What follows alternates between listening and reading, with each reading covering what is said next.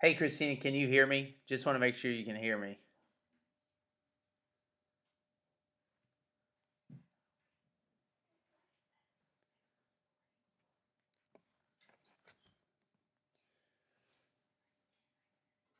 Okay, cool. Um, so when I was in high school, and I think I'll try to answer this as as plain and simple as possible. But when I was in high school, I came. I think a lot depends on what home you come from. I came from a blue collar home that might have had a income maybe of $45,000 a year. Um, so, and that was like my mom and stepdad both working. So, I come from a home that it's a divorced home.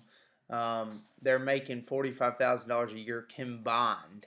It's a very blue collar type jobs, meaning my mom worked in a nursing home. My stepfather worked for a monument company. So we probably made about that per year. So me growing up, I was in sports, and sports was a major deal in my life. So that was, I would say, that was a thing that really helped me really want to better myself. I wanted to be a better football player, so naturally, I wanted to be a better student and a better person. So that really didn't kick in until about my junior or senior year of high school. I always knew I wanted to make more money than my parents. So when I began to look at things, um, and my mom worked in a nursing home, and I would say I was influenced by many of those people, like at her work, saying, "Oh, hey, you should just go be a nurse. Like it's a popular thing right now for guys to go be nurses. You can make a ton of money. You can travel anywhere you want." Um, so I was felt like I was being pushed, and then when I was, again a junior, senior in high school, I'd go and look, and a nurse was making 60,000 a year. So for me, it was just like, oh man, my first year of working, I can already make, and then from there, someone pointed me to the nurse anesthetist, and a nurse anesthetist, if you just Google, makes about 150K a year. So to me, it was just like, man, this just kind of seemed like the right path. Um, but again, if you notice what's happening, I'm chasing simply dollar signs, not, man, what's going to make me happy, what's going to benefit me in the end. It was just all money. So I think when you're chasing money, when you're really just wanting to, I was wanting to outdo my poor home that I grew up in, just so, and I don't know if you know much about love languages, but my love languages literally is words of affirmation. So I wanted to go back to my parents' house and just hear them say, "Man, Josh, we are so proud of you. We are so proud of you. You're making more than what we've ever made." Because then I feel like I would be more accomplished. Then that would make me feel better for what I'm doing. So then about my God really got a hold of me during my sophomore year in college, and at that point, everything began to change. I began to see stuff in a different set of eyes, and not shortly after that, I met Miss IPOC, and she was in education. Well, education was always intriguing to me because I always wanted to coach. I always wanted to be. Coaches are some of the best mentors in my life. I can name coaches that helped me out so much. So for me, I was just like, man, you're in education. I don't know. I don't know much about education, but again, I wasn't. Then I kind of shifted away from money, and then thought, man, what will people think of me if I go into education? Because again, my love language, the way I feel loved, is words of affirmation. So I felt like, oh man, this girl here, Miss IPOC, if I'm doing the same thing she's doing, she's gonna love me. And then my parents, if I go home and tell my parents, hey, I'm a teacher, they're gonna be proud of me, and they're gonna give me that love language and say, hey, we're so proud of you. We're this, we're that, we're this and that. I didn't even think about, anything. I didn't think about, kids really or anything like that. I was just going more on more on the design of, hey, it's a credible career. So so then I went into education. I was always really good at math, so math was just the one that kind of stuck. And fortunately for me, my college had that program, and I was just able to transition right from nursing into education. And then so then again, I didn't care near much about the money then, because money was no longer there. Because if I wanted money, I would have went, yeah, I would have went elsewhere. I would have done something else. But I just had a different lens. I started focusing, and a major part was this, was that I worked in a hospital for 2 years before I worked in a hospital for 2 years before I actually even got into nursing school. I was during my freshman and sophomore years of school. I worked. It was actually my after my senior year. So like my freshman year in college, or about a year and a half or something, I worked at the hospital, and I was in the nursing program right before then. And then I just began to see stuff like I had to work on Christmas Eve and Christmas Day. Now again, eventually you'll get to the point where you wouldn't have to do that, but to me those were a big deal. And then you got to work Thanksgiving. You got to work every other weekend starting out. So again, and when and I was working there even after I'd met Miss IPOC. So it was just kind of a thing like, man, you're in education. So man, if I go into education, we'll be off the same time. And if we, go to be a family, um, it'll be this will actually work out really cool and really well. So I wasn't dating Miss IPOC just to date her. I was dating her to potentially marry her. So I don't want to break a stigma, but I wouldn't date to just date. I would date to for the future. And I know that's peculiar, and that's totally opposite of what society does. They say date many people, see who you like, but I think you can tell pretty quick who you would like from the get go. So and then I made my way to education, and then from there I knew that was it for me. And then it allows me to spend time with my family. Now education gets the hard rap because of the money. Everybody says you don't make much money as an educator. Well, my idea was that Elena could stay home with our kids. So, and I'm not pointing at what I make at Grove City Christian or anything like that, but even if you just go look up the average for a teacher, it's probably around like 45 or something like that. So 45K a year. So I would say that's the average, probably in Ohio. I don't know really. And then so if two of us are making 45K, we're now at 90,000 a year. So now again, if you look at one of them, it doesn't look good. You look at two of them, you now just doubled it. So, but if I was like an engineer or something, I would be able to make this probably on my own. But because we both kind of work in it, now if I was an engineer, I'd be able to do this, and then Elena would be able to stay home. But then once the kids got into school, then she would be at home, just chilling, and she probably wouldn't like that much. So to us, while the individual teacher salary doesn't look like a lot, the combined it allows us to live. I mean, we're not rich by any means, but we live and this is, I'm not saying this is what we make. This is just an example, but it allows to you be comfortable, but not only just comfortable, but we're off June, July, August. We're off every major holiday, and all you get paid in all of this every holiday. And I'm not trying to convince you to be a teacher. I'm just telling you my path. So June, July, August, every holiday off, every weekend off, snow days, all that type stuff. So you don't. A lot of people say that you go into careers for the perks. Sometimes that perk is money. Sometimes that perk is this. So now imagine me being an engineer making $90,000 a week. $90,000 not a week, a month, or excuse me, a year. And then I would be probably working 40 to 50 hours a week, seeing the kids at night, maybe have to work some weekends. I don't know. I'm just saying here, obviously every firm would be different, but every firm is different. So but and then Elena would be here with the kids, but then there's not that complete family time. And what we find cool is not when it's just mom and the two kids, but when it's mom, dad, and the two kids, how much we can just pour into them. Yeah, we still actually do get paid in the summer. So basically, our yearly salary, whatever our yearly salary is, you just basically divide it by.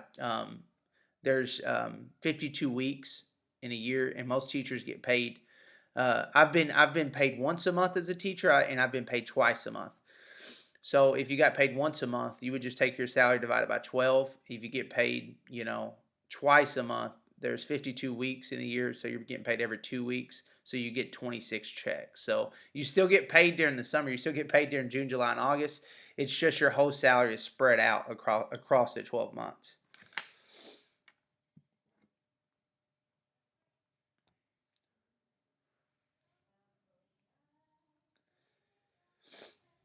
What's so funny though is I'm reading a book right now. It's called The Millionaire Next Door, and it just talks about what it means to be a millionaire and what's the difference in wealth and being rich or whatever. Because a lot of people want to say, oh, he's wealthy because he has a big house, a car, and all that. But wealth is your accumulation of money, not necessarily your accumulation of material things. But what was so intriguing, it said that majority of millionaires are married to a teacher because teachers always had the rep of having good benefits because you're technically working for the state.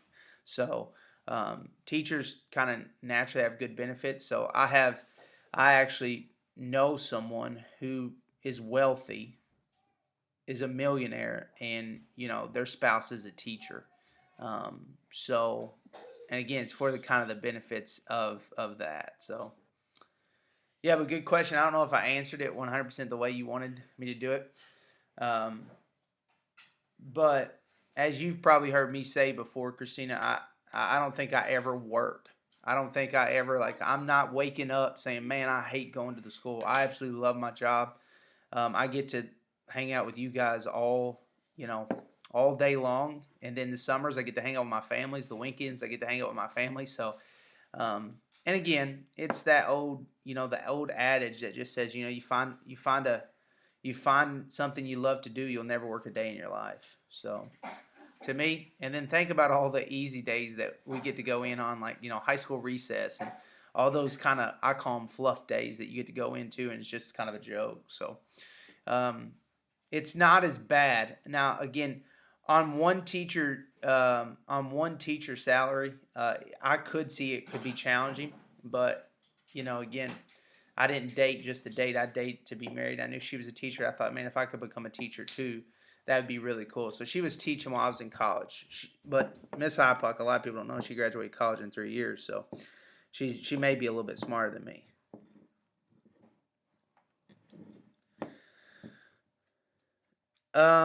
What's your favorite? Maddie said, "What's your favorite class you've ever taught?" Um,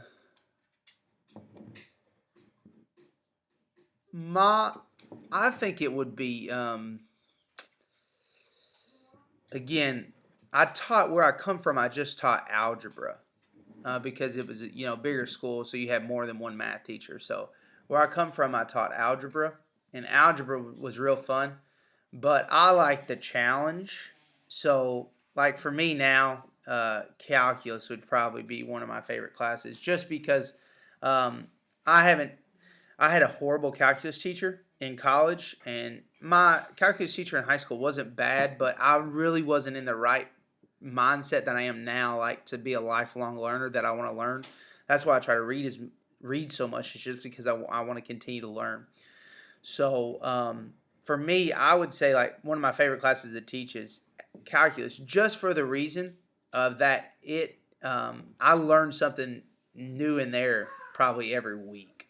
So, and this is my second year teaching it, but this year I basically got a brand new curriculum this year, so it kind of helps out a lot. So so it's just like basically learning it in a way that then I can basically teach it to kids to where they understand, because most kids start, they could struggle with calculus, but I honestly think that you could go from algebra 2 to calculus. I think you guys right here, I mean, I see Christina and Maddie in here. I think you two could literally go from Algebra 2 into calculus, as long as we're able to do a little bit of trig at the end of the year. So pre-calculus is just an extension of everything we do in Algebra 2, but has little to do with calculus besides the trigonometry part. You got to know your trig for calculus. So hopefully, obviously obviously we're going to get to trigonometry this year, but as far as the schedule and stuff, I really don't know. But as far as my favorite class I've ever taught, I would say it's calculus, just because it pushes me to learn in such a high level. I really enjoy it.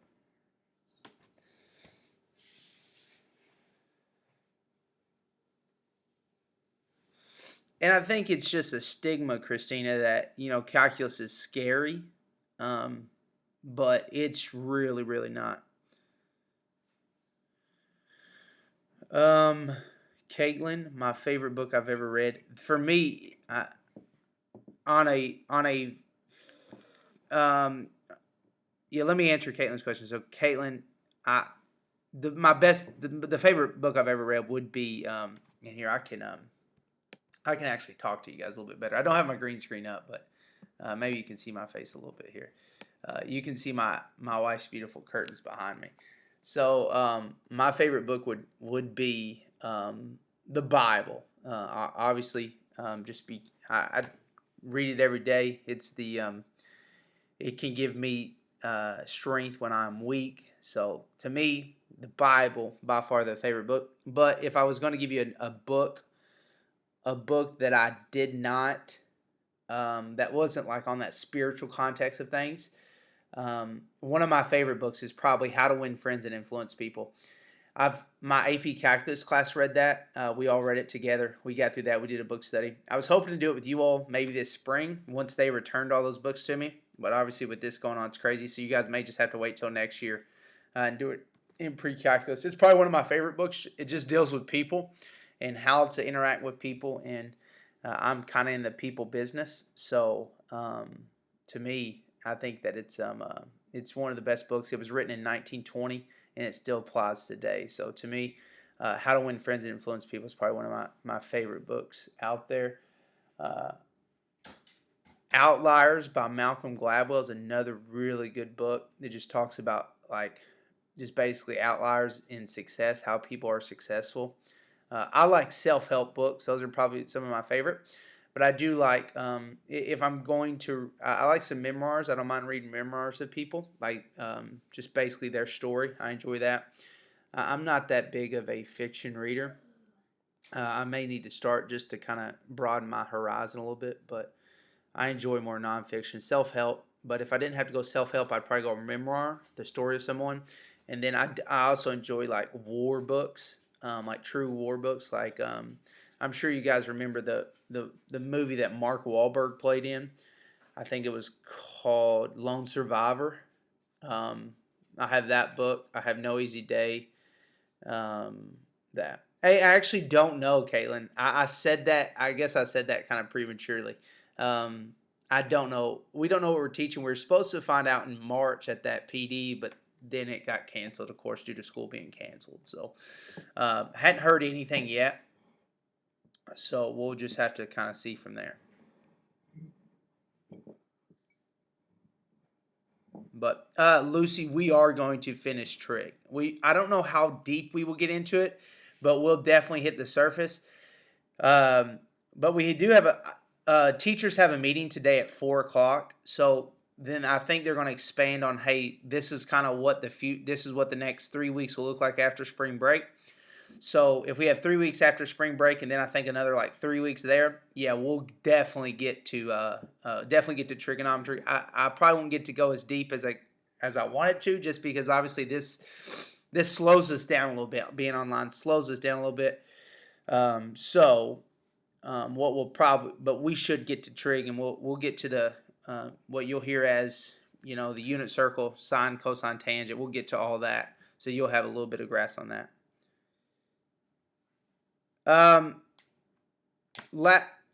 Maddie, you weren't here. I taught pre-calculus my first year here. I taught Algebra 2 pre-cal and AP Calc, and my load was like insanely heavy. So we switched classes. He took my pre-cal, and I took his. It was called college algebra, but it's basically just my trig class that I teach now. So we could easily make that switch again if we were going to do that. But um, I do think, I mean, this is probably common knowledge that you could go and we are adding more math classes, so there's going to be an additional math teacher. So that could change a lot of stuff up. Not trying to scare you, not trying to do anything like that, but you heard Mr. McMillan say in a chapel not too long ago that there was going to be some more STEM type math classes. So there could be another teacher which could kind of rattle everything. So I don't want you to get scared and get all nervous like, oh no, this is going to happen. Just not sure what it looks like from here.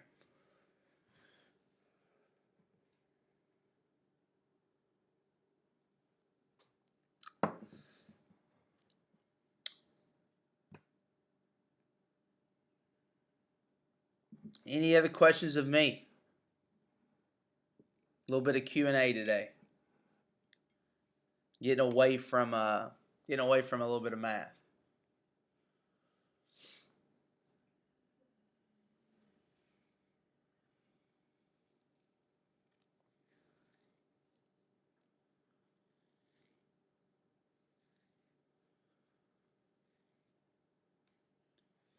If you all don't have any more questions of me, we can go ahead and roll out. Practice test, I think pretty simple for most of you. I just looked at your grades. I think that most of that was pretty simple for you guys, so the test should flow pretty good as well. The test should be open at midnight tonight, so like 12 a.m. So I'm going to make it available for all day Thursday, so it should be available tonight at midnight. And then Christina says, what have you been doing the most during quarantine? Basically, I had to look in there. Basically, spending time just with family. We play some games. We watch a few movies here and there. Try to, just hang out. Not too much to do. I'm the store runner, so anytime we need something from the store, I have to run to the store and get all that type of stuff. So I do that as well. But for the most part, I've been teaching math classes. To be 1,000% honest, that's what I've been doing for the most part, is literally teaching. This is much. I think Maddie was the one that texted me or emailed me for a thing for Bible, and that's it. My Monday through Friday has not changed. It's Monday through Friday for me, basically 8 to 12, because I'm still preparing for these lectures. So that really hasn't changed that much. So Monday through Friday I'm busy, but Saturday and Sunday, if it's not raining, we'll normally go to the park and hang out with the kids or something like that. But for the most part, our life really hasn't changed, because Landon has to do homework. London, her life is a little bit different because she's just kind of chilling. We make her do a few things, but for the most part, it's pretty normal Monday through Friday, and then Saturday and Sunday we have off. Sunday we watch our church worship service online. So we try to stay normal, and they say that's the best during these times, is just keep everything as normal as possible. Lucy said, is it going to have 25 questions? Yes, Lucy, 25 questions. That practice one was just to have 10 questions, just so you kind of see what it is. It kind of helps you get an easy grade as well. Caitlin says, what is the craziest thing you have ever done, and would you do it again? Man.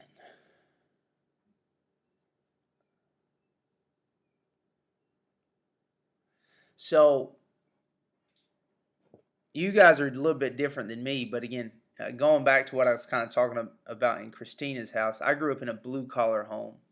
So blue collar just simply meaning, it was my parents just worked kind of very basic jobs, not high paying jobs, very jobs that were just kind of relaxed. You would say that if you probably met my family, you'd be like, man, you guys are redneck, Probably not quite hillbillies, but we're basically hillbillies. So basically, in that kind of lifestyle, you kind of do whatever you want. So while my parents, they instilled that respect in me, like everywhere we went, it had to be yes sir, no sir.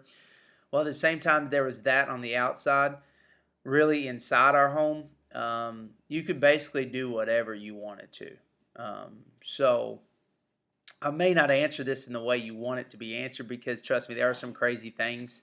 And knowing what I know now, no, I would not do it again. I'm not going to share it just because it was during that time when I did not have God in my life. So for me, I wouldn't do it again just because I know that it would, be and it's nothing crazy. I don't want you to think it's something like crazy, crazy, but just guys are guys and guys do dumb things. I'll give you one thing that's not like too crazy and that mess with wouldn't mess with really my testimony and that. I just don't. I don't like pondering on times before Christ that much, just because we all make bad choices before we really come to God. So, but there are some bad, some crazy choices in the past, and you'll hear me say there's a before the blood, and then there's a after the blood. So that was a before the blood, but something that happened before the blood that was crazy.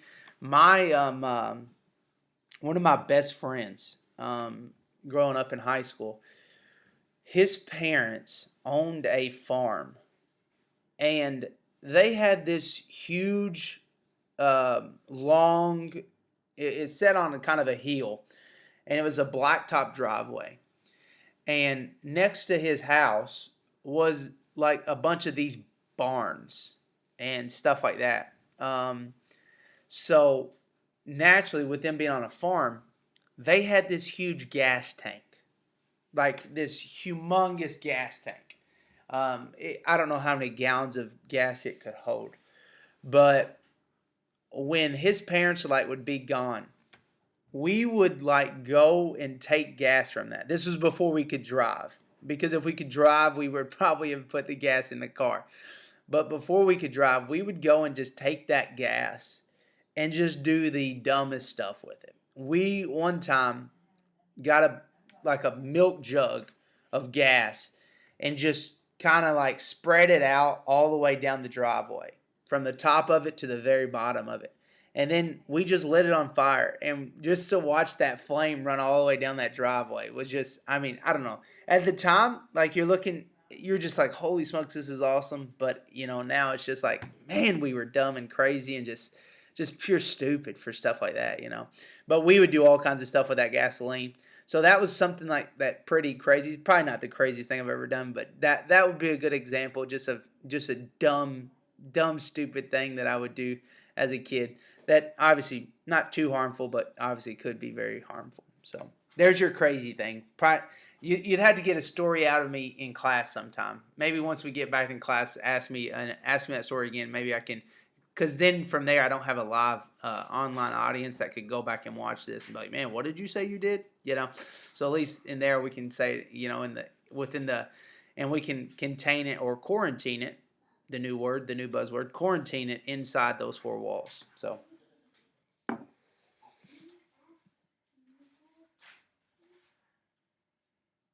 Good question. Um, so Lucy says, if I had a theme song, what would I choose? I'm not the music guy, so like growing up, I listen to music to get me kind of hyped for like sport and athletic events. Yeah, that's right. I'm not giving any dirt on me. So, um, I didn't listen to a lot of music. Like again, my generation is a lot different than yours. I could not sit there and do work and listen to music at the same time. It had to be like total silence. Even like to today, like even today, if I have to work on something like for math or something like that, where or I hadn't seen the topic in a while and I need to refresh myself on it, I have to like close doors, shut down everything. I have to tell like the kids and my wife, like, hey, I need y'all like dead quiet. I just cannot work with music. Where I think some of you guys can do it and do it well. So music was just never my thing. It wasn't something that was pushed inside my house. So for me, music, I don't really. I mean, I could give you a song, but it would be secular, and that really doesn't reflect who I am. It reflects who I used to be, not who I am currently. And I mean, as far as a theme song, like taking a theme song from like a Christian worship set seems a little bit weird because it's kind of a little bit different. But maybe if I had a theme song, it would be John Cena, "You Can't See Me." Okay, maybe that's it.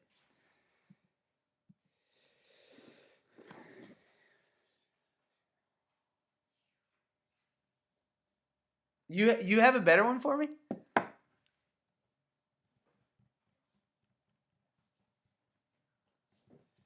Oh, okay, that's a better question. I see what you're saying. Let's go to Caitlin. What is one thing that bothers you about the world today? For me, it's just going to be the lack of probably lack of respect for God would probably be my number one, uh, or lack of people getting deep with God. I think we can all be. There's a difference in being in the kiddie pool at a pool and being at the deep end. And I think a lot of us just want to stay in the kiddie pool. We're ankle deep where we go to church on Sunday, go to church maybe on Wednesday, but yet we're afraid to get deeper and deeper with God. But when I read in Scripture, seek ye first the kingdom of God and his righteousness, and all these things shall be added unto you. God's saying, look, if you would get close with me, if you would get in one with me, then I'll take care of everything else you've ever thought of, everything else you've wanted. God said, I'll give you the best life. And the best life truly is the blessed life of walking with God. So to me, there's a lack of reverence for God. I've heard some of the craziest stuff in my life when it comes um, I've heard people like in their prayers use words that I'm just like, what did you just say to God Almighty, the person that created heaven and earth? And I'm not saying that, that was bad or whatever. Maybe people were expressing their feelings to God, but I don't know. I think there's a reverence to God, to the house of God, to the things of God. So I wish there could be more of a reverence to God. Again, if you go back to our nation's motto, and it's one nation under God, and in God we trust. So to me, I don't know. It's just kind of like, let's get back to our roots of America. In God we trust. So we trust in God, but yet it feels like we want to go the opposite way. So that would be probably my one problem. Again, that a little bit of a loaded question. Obviously, depend on um, what it would be talking about. But if I was to name one thing that really bothers me, it was just a lack of reverence for God and the house of God. I think that place is a sacred place. Lucy says, which of your personality traits has been the most useful in your life? I think it's just that I'm an extrovert and that I love to talk to people. I love to know more about people. I love to know more about you, how you function, how you work.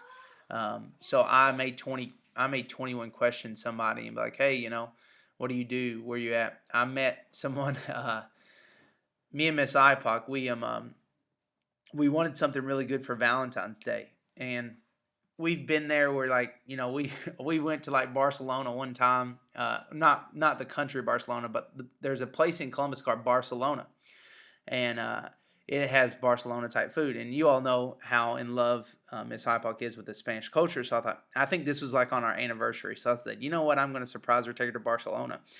And of course, the meal comes out, everything's it's pi, what is it called, babe? Yeah, piada. No, not piada. Paella, paella. I'm thinking of the Italian street piada, paella. And we thought, man, this is going to be really cool. It's all kind of natural. It's authentic. It is what it is. So we end up spending like I don't know, probably $120 on this meal, and we barely ate probably a couple bites. She was being a good trooper that night, and she's like, "Oh yeah, it's great." Well, I knew like in fact that we probably needed to like stop somewhere and get something else. So sometimes when you go to those high end restaurants, the food's kind of like, oh yeah, it's all right. It's more about the experience, I guess, than anything. But so for Valentine's Day, it's like, all right, you know what? We're going to eat something that's like we both love, and we both really love the Cheesecake Factory. So we went there, but of course they didn't take reservations. It was just come and go as you please. So we had like an hour and a half wait, and the Cheesecake Factory right there next to Polaris has a Barnes and Noble, and I met a guy in there. Never saw him before in my life. I met him and we talked for an hour. Miss IPOC was looking for books. She was kind of doing her thing, kind of looking for books and stuff like that. And I was just I'd gone somewhere and I just met this guy halfway through and I then talked to him for a solid hour. Never met him before in my life. We exchanged number. We connected.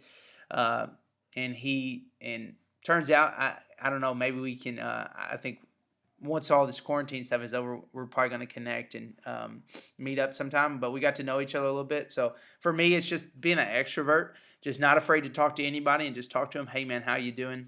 hey, what do you do? Just being intrigued with people. I absolutely love people. So naturally, I love students just because I want to see what you are going to do in your future. I want to know what you're thinking. What's your thoughts on this? Well, what do you think about this? Just because I really do love people and I care about people. So to get to know more people than what I know, to me, is a very powerful thing. So, and you never know. They say that you're four handshakes from somebody, from anybody in the world. You're four handshakes from them. So, who knows how you can get closer with those handshakes? So, what that's saying is this: I'm four handshakes from Donald Trump. So I know somebody. So I know one person that knows somebody else that knows somebody else who knows Donald Trump. Okay? So I know somebody who knows somebody who knows somebody who knows Donald Trump. So you're four handshakes from Donald Trump. And you're four handshakes from LeBron James. We did this one time in class with my AP Calculus class, and we said you're four handshakes from LeBron James. So Tim Sullivan, he knows someone who works works for the management of the Cavs. So obviously this person is connected to LeBron. So technically, Tim would be two handshakes from LeBron. So he knows somebody that knows LeBron. So therefore, he's two handshakes from him. So to me, to create a network of people, of knowing more people, that what happens when you can slim down those handshakes between people, to me, is actually pretty cool. So if I was just two handshakes from Donald Trump, or if I'm two handshakes from whoever it may be, even Barack Obama, if I'm two handshakes from them, that's just kind of a cool thing, and you just create a broader network for you and who you know. So, and here's the key thing about life. You've heard this probably a little bit. It's not about it's not about it's not about what you can do. It's about who you know. I would up that one more. It's not about who you know. It's about who knows you. It's about all who knows you. So you may know somebody, but they may not know you. I know LeBron, but LeBron doesn't know me. So it's not about who you know. It's about who knows you. So that can benefit you in many ways. So I'm trying to meet more people and to extend a deeper network, because hey, you never know where someone could help you in something, or you could help them in something as well. So I think being an extrovert was probably the part of the personality traits.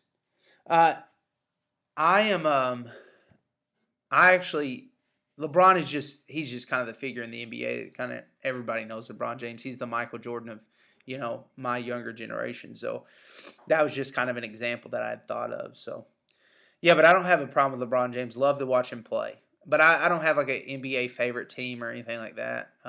I just enjoy watching athletes play. So I can go to a high school football game and be entertained. I can go to an NBA game and be entertained. I just enjoy watching people play. Really don't have a favorite NBA team or anything like that.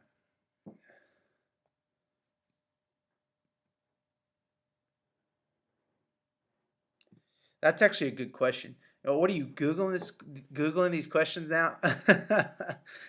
um, I don't know. And that would be more of a question that you'd have to ask among yourselves: is how do you think people see you? Um, I don't know. I can tell you how I want you to see me.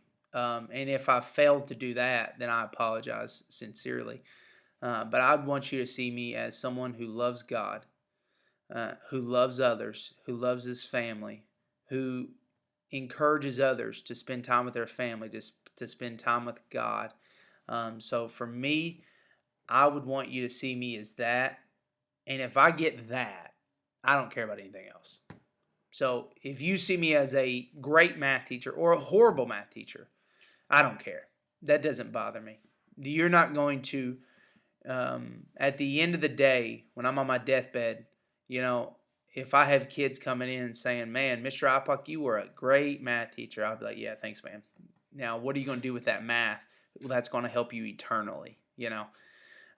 So for me, I think it's more about if you could see me as a man of God, as someone who pushes others to get into a daily relationship with God, and someone who loves his family, and someone who would do anything for anybody else, that would be a blessing to me. So, and I talked to Lucy about this over an email, but Jesus Jesus was asked by a lawyer. He said, "What's the greatest commandment of all?" And Jesus responded, "To love God with all your heart, with all your soul, and with all your might." And then the lawyer said, "Well, what's the second greatest commandment?" Jesus said, "The second is likened unto the first, and it is to love thy neighbor as thyself." So we are filling the call. We are literally fulfilling the prophecy of Jesus, the words of Jesus. When we love God with everything we got, with everything, we acknowledge Him. And how do I love God? I'm going to pray to Him on a daily basis. I'm going to read His Bible. I'm going to read the Word of God on a daily basis. I'm going to give respect to Him. And then the second was to love your neighbor as yourself. Love my wife as myself. Love my kids as myself. Love my students as though I love myself. So for us, when I wish you could see me as that, someone who loves God, someone who loves his neighbor, that, hey, there is no difference. He'll take his shirt off for his neighbor. He'll give his money to his neighbor. But above all, first is his love for God, and then everything else follows after that. So I don't know if that's how you perceive me. You may just more perceive me as that, hey, this is my high school math teacher. He's a little bit nerdy, he's a little bit of a, weird dude. But I pray that people could see me as someone who reflects God and who'll do anything else for anybody else. So no matter the cause. And again, that just goes back to that love of people, and that, I truly do love people. So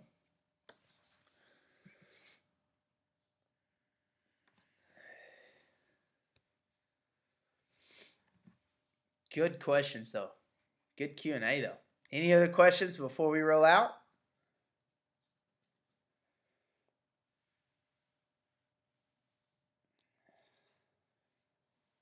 If it is, Christina, that would be an absolute blessing to me. It really would. Again, my job is to teach you math, but math will take you far. It really will. Math will really take you far, but it won't take you to eternity.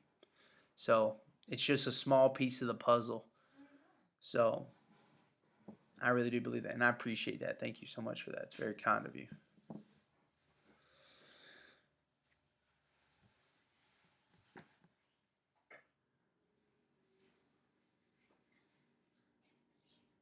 Any questions for anybody else?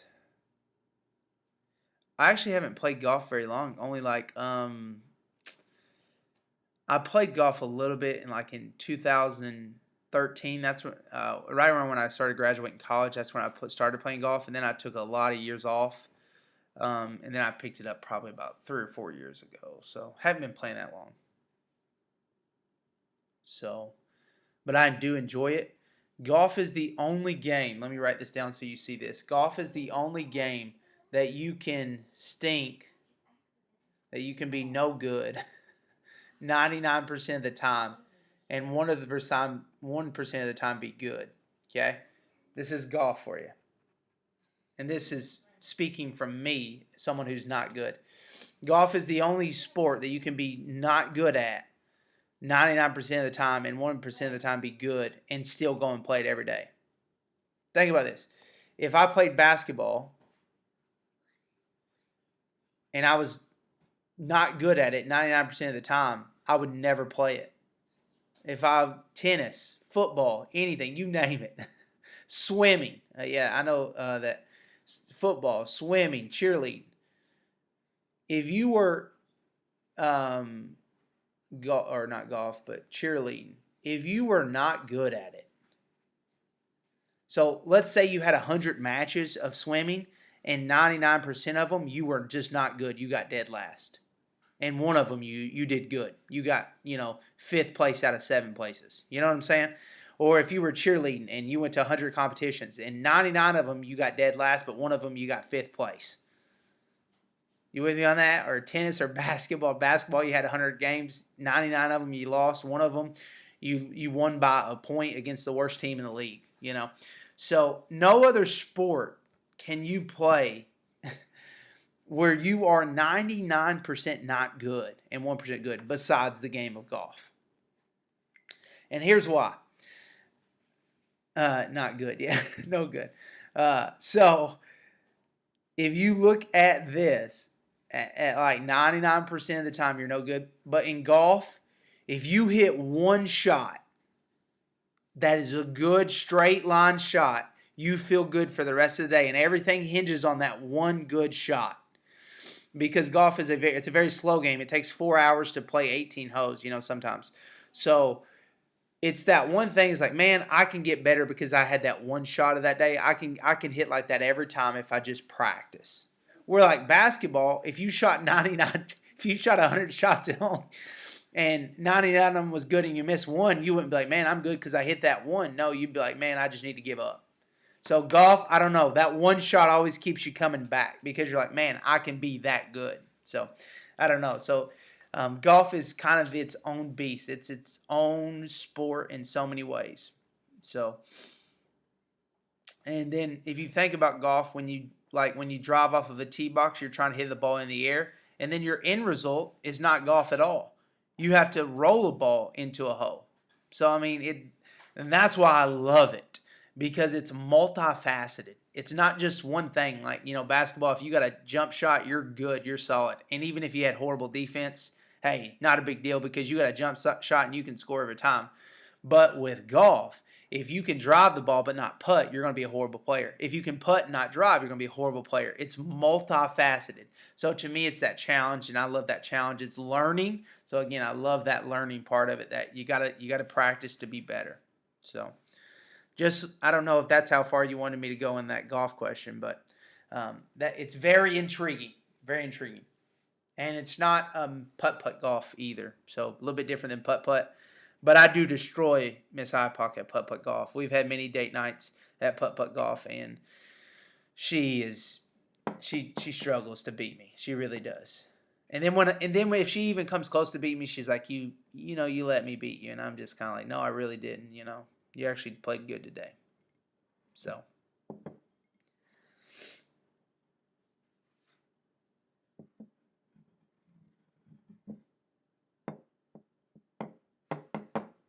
Yeah. Maybe we should do one of these Q&As once a week just to kind of break the mold of just pure math. I guess this helps get all my crazy stories out and all my crazy lecturing out.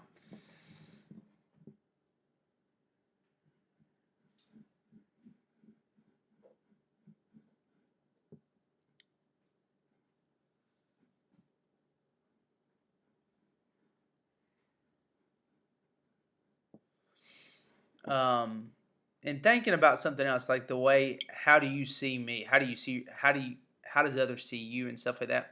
I always want to be like a meek and mild person, someone who's not like just talking about everything. Now, of course, in this session, I've been talking the whole time, but I want to be a listener too. I want to listen to people.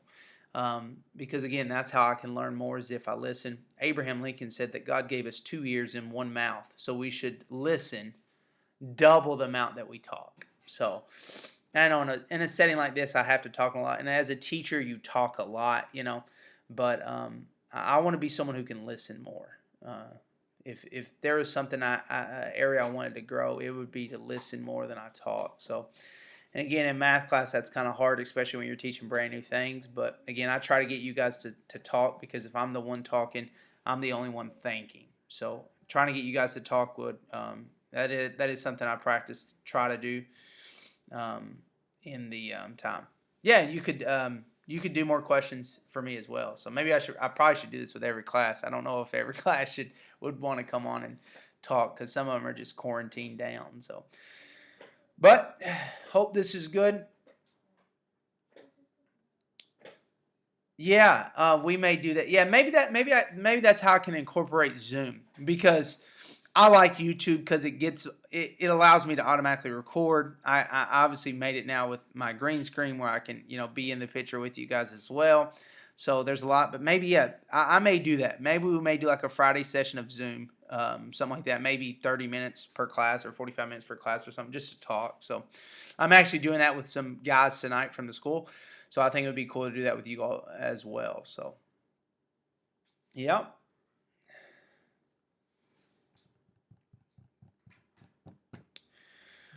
All right. If you guys don't have any other questions, I'm going to jump off here. Your test should be ready at midnight tonight. If you have any questions, just email me and let me know, okay? That's what I don't want to do, Maddie. I don't want to see you all. I don't want to see you all because I know that all of you all will probably be looking weird.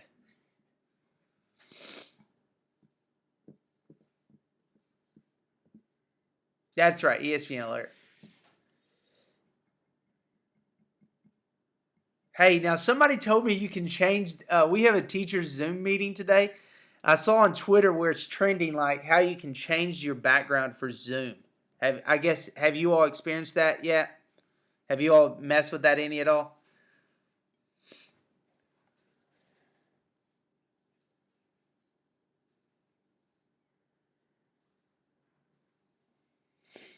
Yeah, that's awesome. That's what I heard. So that's pretty cool. But all right, yeah, I will. You guys, if I don't talk to you again, oh, I got you. Cool, cool. So if I don't talk to you again, you guys have a good spring break. Try to relax, have fun. Landon, you want to get in the picture? This is Landon saying, "See you later. Gonna go spend some time to him." Yeah, I saw that, Christina, where they changed it to the office. So, all right. Hey, you guys have a good day, and we will talk to you all soon. Okay, talk to you soon. See you later. Any questions? Email us on Canvas. Okay. You guys have a good day. Good spring break. Know I love you. I'm here for you if you need to talk or anything like that. Know we're here. Okay. We'll see you guys. London, you want to? Oh, hold on. London wants to get in here too. Come here, London. She's still in her pajamas. She gets by with a little more than her brother. Can you say hey? Wave at the camera. Say wave. There we go. Cool. All right. Tell them bye. Bye. Bye. Bye. Bye. All right.